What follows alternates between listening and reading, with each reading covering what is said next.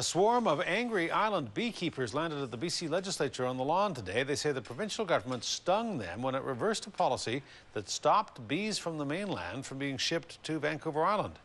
The beekeepers say with the shipment of new bees comes a potential for harmful disease and pests.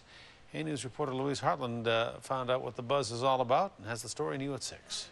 Policy has been changed without consultation.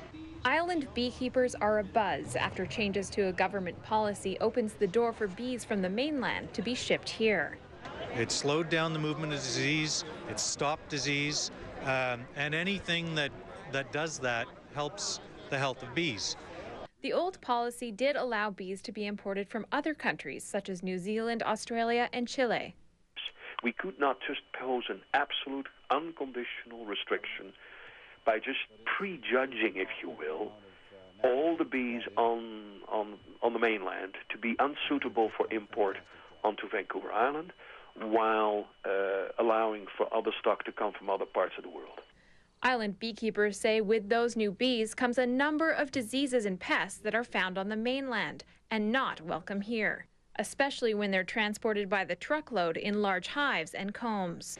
You know, if the ministry had come and talked to us when they were thinking about making the change, we'd have been able to tell them that their record keeping was terrible, that their information was wrong, and that diseases they say are here, we never see because they're not here.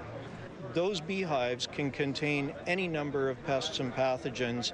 The Ministry of Agriculture and Land's Apiculturist says that's not the case. But the nature of the diseases and the management systems that the beekeepers on Vancouver Island use to control diseases are the same, and the products they use are the same as the products that are available and the methodologies that are available to beekeepers on the mainland.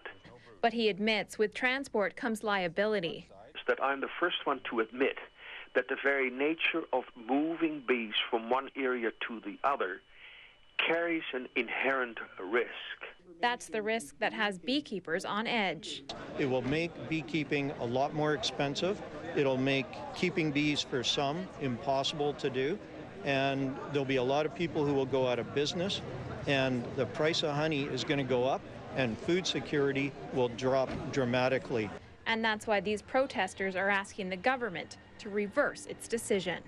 In Victoria, Louise Hartland, A-News.